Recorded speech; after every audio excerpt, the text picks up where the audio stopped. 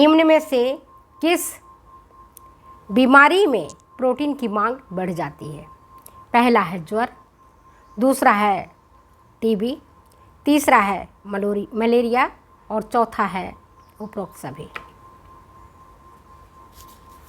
प्रश्न क्या है आपके समक्ष? निम्न में से किस बीमारी में प्रोटीन की मांग बढ़ जाती है? शरीर में प्रोटीन की मांग बढ़ जाती है। पहला उत्तर ऑप्शन है आपके पास ज्वर, फीवर जिसको बोलेंगे, दूसरा है क्षय रोग, ट्यूबरकुलोसिस, तीसरा है मलेरिया और चौथा उपरोक्त सभी। सही उत्तर क्या है? सही उत्तर है उपरोक्त सभी। दीर्घकालिक ज्वर, क्षय रोग, मलेरिया और रोग चाहे किसी कारण से हुआ हो, डेंगू के कारण हुआ हो, मलेरिया के कारण हुआ हो, सर्दी जुकाम के कारण हुआ हो, हर स्थिति में प्रोटीन की मांग बढ़ जाती है। अगर बुखार है तो प्रोटीन की मांग बढ़ेगी। नेक्स्ट है आपके पास वो ये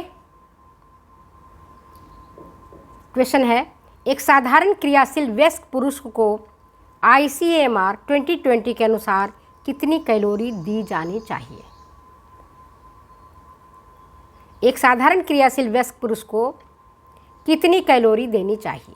इस तरह से भी प्रश्न घुमा के पूछे जाते हैं। अगर ऐसे प्रश्न पूछे जाएंगे एक साधारण क्रियाशील वयस्क पुरुष को कितनी कैलोरी देनी चाहिए, तो आप पुराना डाटा नहीं बताओगे, आपको नया डाटा देना पड़ेगा। नया डाटा जो 2020 के अनुसार जो कैलोरी मांग है वो कैलोरी मांग आपको देनी पड़ेगी। प्रश्न क्या है? एक साधारण क्रियाशील वयस्क पुरुष को कितनी कैलोरी देनी चाहिए?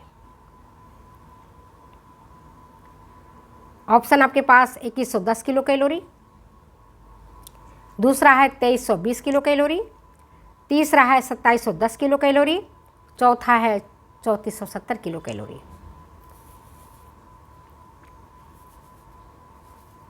ये डेटा आपको याद करने जैसे हैं। शुरू कहाँ से हो रहा है? 2110 किलो कैलोरी। सीडेंट्री वर्कर है, साधारण क्रियाशील है, उनको कितनी कैलोरी चाहिए? 2110 किलो कैलोरी ऊर्जा चाहिए। मध्यम क्रियाशील को कितना चाहिए? 2710 चाहिए। और जो हेवी वर्कर हैं, अधिक क्रियाशील हैं, उनको 3470 किलो कैलोरी की ज़रूरत पड़ती है। ठीक है। नेक्स्ट क्वेश्चन आपके समक्ष, RDA 2020 के अनुसार बाल्यावस्था में प्रोटीन की मांग ईयर 2020 की तुलना में ज़्यादा है। ऑप्शन आपके पास है ज़्यादा है, कम है, बराबर है या उपरोक्त ऑप्शन में से कोई कम नहीं है। प्रश्न क्या है? प्रश्न सुनो ध्यान से। RDA 2020 के अनुसार बाल्यावस्था में प्रोटीन की मांग जो ईयर 2020 ने प्रस्तावित किया है उसकी तुलना में ज़्यादा है या कम है या बराबर है, या इन ऑप्शन में से कोई सही ऑप्शन नहीं है। सही उत्तर क्या होगा?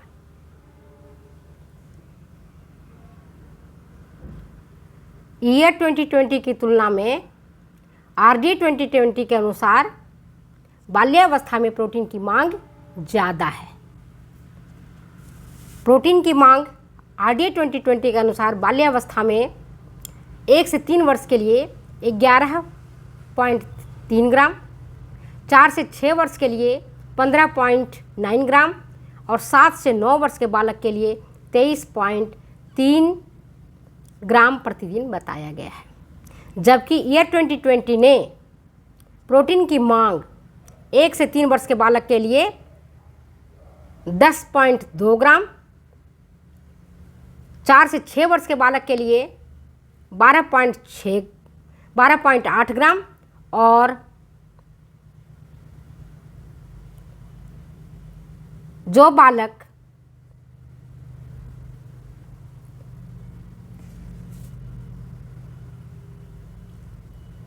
जिनकी उम्र 7 से 9 वर्ष है उनको 13 ग्राम प्रोटीन प्रतिदिन बताया है कि इतनी ही उनकी आवश्यकता होती है, जो कि RDA 2020 के तुलना में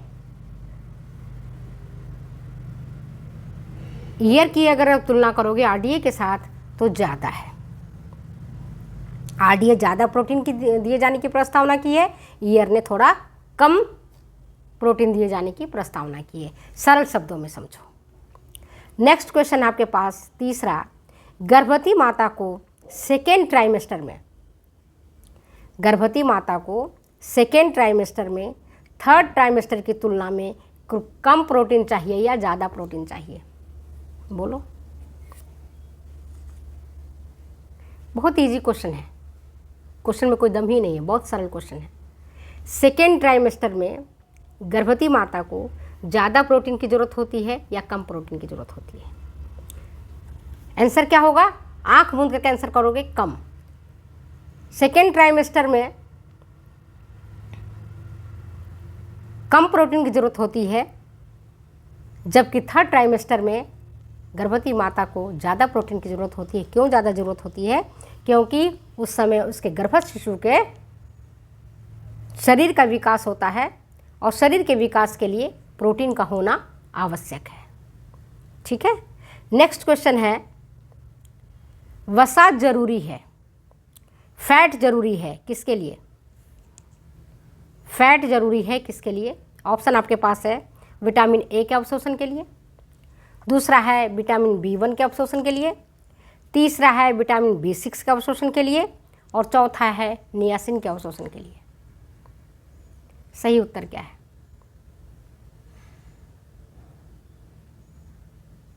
सही उत्तर क्या है बताओ आप? सही उत्तर है विटामिन ए के अवशोषण के लिए। विटामिन ए के अवशोषण के लिए वसा जरूरी है। जो भी वसा घुलनशील विटामिन है, vitamin A, vitamin D, vitamin E और विटामिन के, इनके अवशोषण के लिए वसा का होना जरूरी है, तभी इन विटामिनों का अवशोषण हो पाता है और हमारी बॉडी इनका यूटिलाइज कर पाती है। ठीक है। तो ये क्वेश्चन आपके 6 हमने प्रश्न पूछे हैं, और अब 7वां प्रश्न है आपके बीच, वो ये कि आईसीएमआर के भोज्य विशेषज्ञों ने आरडीए 2020 के अनुसार अधिक क्रियाशील पुरुष के लिए कितने ग्राम वसा दिए जाने की प्रस्तावना की है? वसा की मात्रा कितनी होनी चाहिए? प्रश्न ये है आपके समक्ष। आईसीएमआर के भोज्य विशेषज्ञों ने आरडीए 2020 के अनुसार अधिक क्रियाशील पुरुष के लिए कितने ग्राम वसा दिए जाने की प्रस्तावना की है? ऑप्शन आपके पास है 25 ग्राम, दूसरा है 30 ग्राम, तीसरा है 40 ग्राम, चौथा है 60 ग्राम। बोलो सही उत्तर क्या है? सही उत्तर है 40 ग्राम। बता देती हूँ कैसे।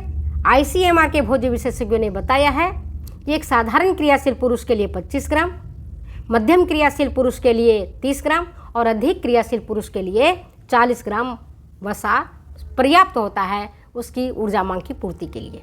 वहीं साधारण क्रियाशील महिला के लिए 20 ग्राम, मध्यम क्रियाशील के लिए 25 ग्राम और अधिक क्रियाशील के लिए 30 ग्राम वसा दिए जाने की अनुशंसा की है। इससे ज़्यादा वसा अगर आप दोगे तो कोई फ़ायदा नहीं होगा, बल्कि ओबेसिटी बढ़ाएगा और ओबेसिटी से रिलेटेड कई सब प्रकार की बीमारियां भी होंगी। नेक्स्ट क्वेश्चन वो ये है कि धात्री माता को प्रथम 6 माह में कितना प्रोटीन की आवश्यकता होती है? धात्री माता को प्रथम 6 माह में कितना प्रोटीन की मांग बढ़ती है? बोलो।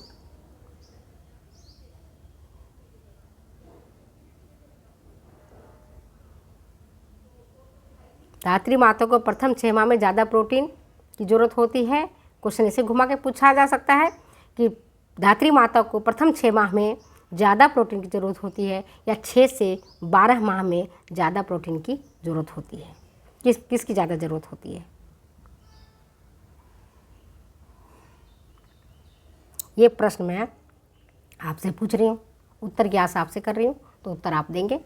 फिर मिलते हैं अगले वीडियो में अगली बातों के साथ। तब तक दो इजाज़त जाने की। Okay bye. थैंक